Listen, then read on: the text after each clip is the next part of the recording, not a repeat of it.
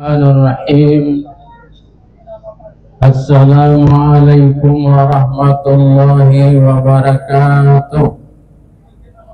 Alhamdulillahilladzi an'ama alaina bi ni'matil iman wal islam. Asyhadu an la ilaha illallah wahdahu la syarikalah wa asyhadu anna Muhammadan abduhu wa rasuluh la nabiyya ba'da ila yaumil qiyamah.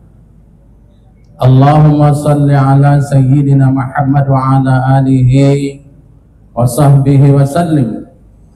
Faqala Allah ta'ala fi kitabihil karim, a'udzu billahi minasy syaithanir rajim. Bismillahirrahmanirrahim. Syahrul Ramadan alladzi unzila fihi al-Qur'an hudan linnasi wa bayyinatin minal huda wal furqan. Shadaqallahul azim. Puja dan puji syukur kita kehadiran Allah Subhanahu wa taala, Tuhan kita yang maha besar, Tuhan kita yang maha pemurah, maha pengasih lagi maha penyayang, yang telah menurunkan kepada kita nikmat iman, Islam dan kesehatan hingga hari ini kita dapat bertemu kembali. Mudah-mudahan pertemuan kita ini diberkahi dan diridhai oleh Allah Subhanahu wa taala.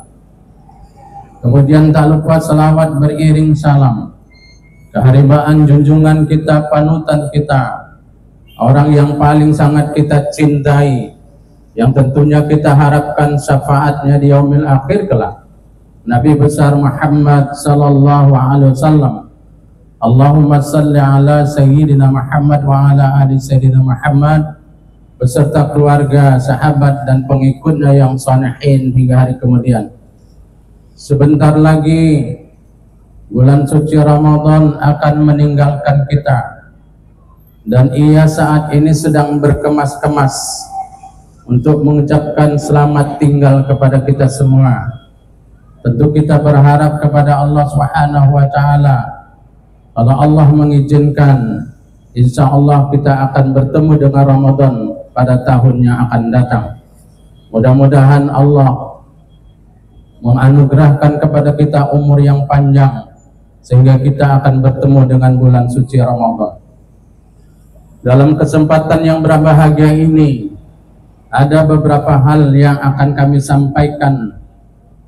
Antara lain, di satu sisi kita diperintahkan Allah untuk meraup pahala sebesar-besarnya di bulan suci Ramadan, tetapi di sisi lain kita disuruh juga menjaga agar pahala ibadah kita ini tidak hilang atau sia-sia.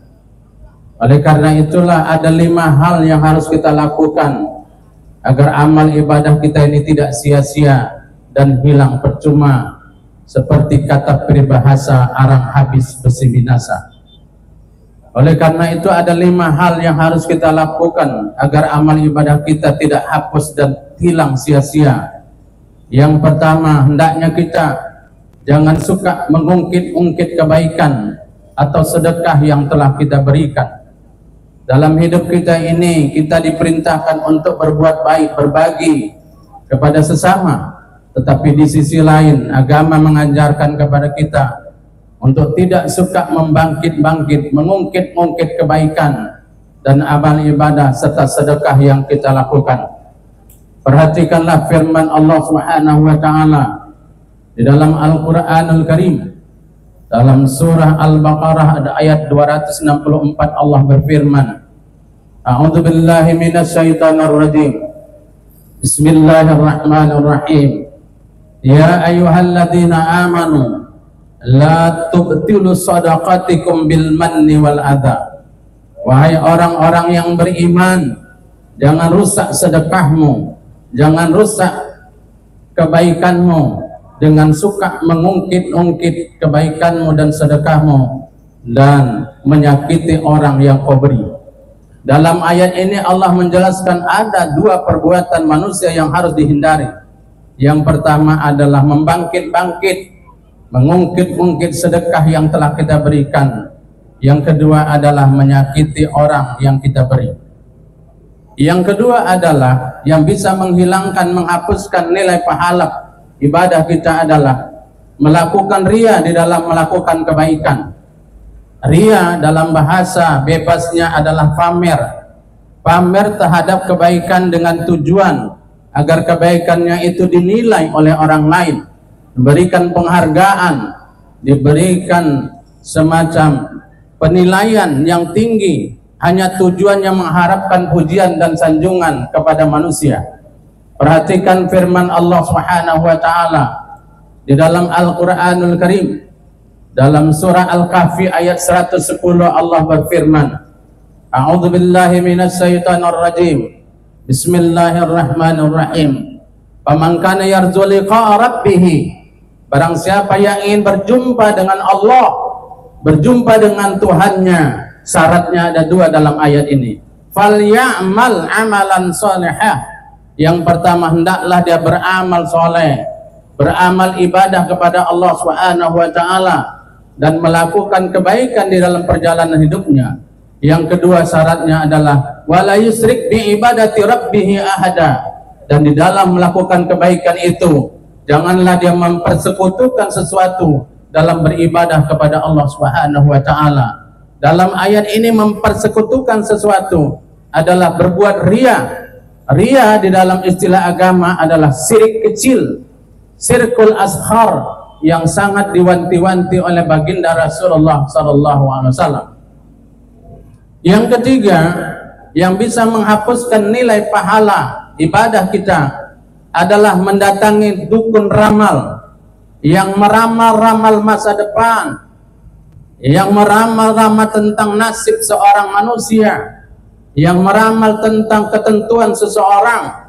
Di dalam satu hadis Nabi Muhammad SAW dijelaskan, man ata arafan kahinan fasa'alahu an say'in, barang siapa yang mendatangi tukang ramal dan dia bertanya sesuatu kepada tukang ramal itu, fa'asaddaqahu bima qala, dan dia membenarkan apa yang diucapkan dukun ramal tersebut, lam tuqbal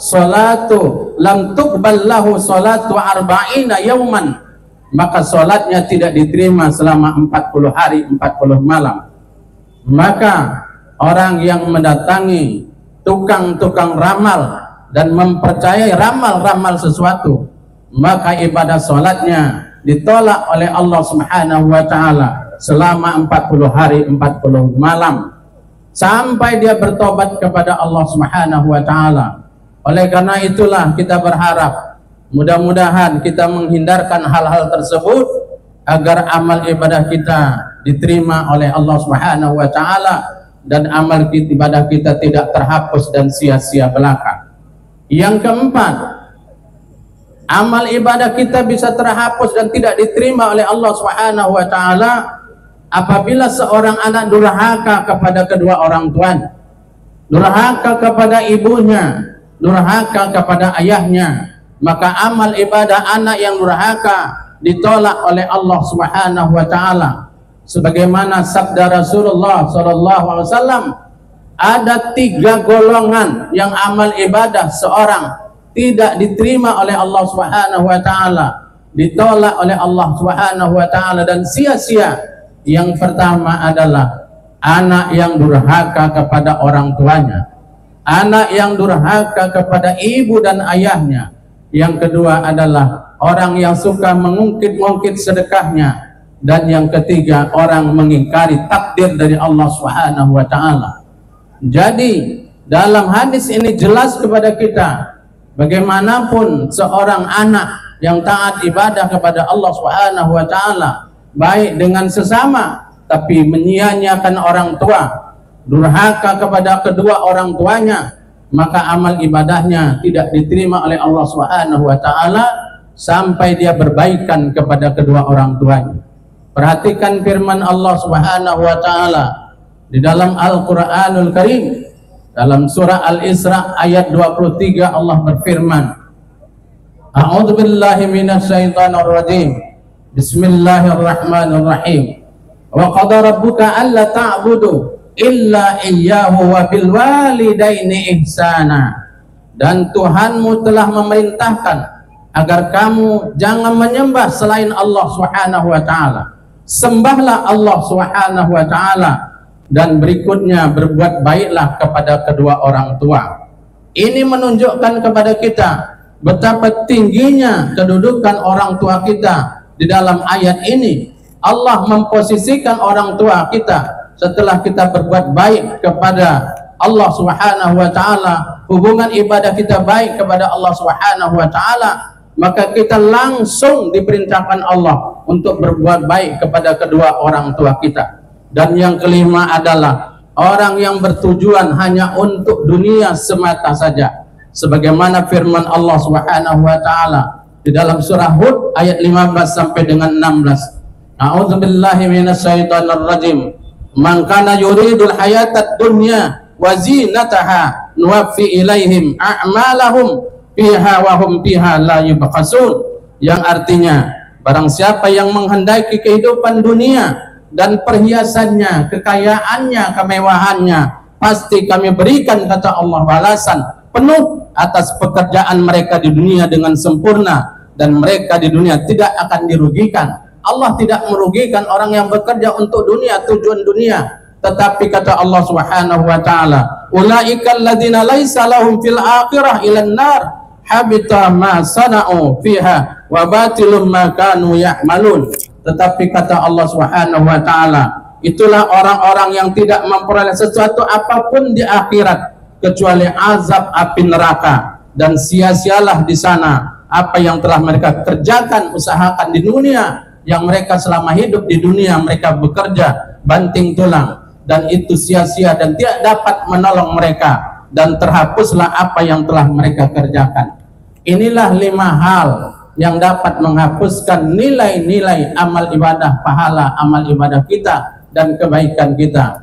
Mudah-mudahan saat ini kita sedang menjalani ibadah puasa, mari kita terus mengisi amal ibadah di sisa-sisa Ramadan, dan mari kita menjaga amal ibadah kita agar tidak sia-sia.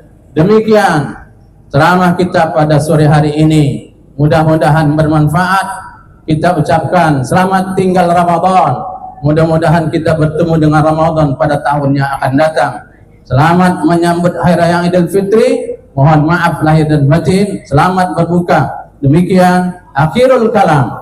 Billahi taufiq wal hidayah. Wassalamualaikum warahmatullahi wabarakatuh.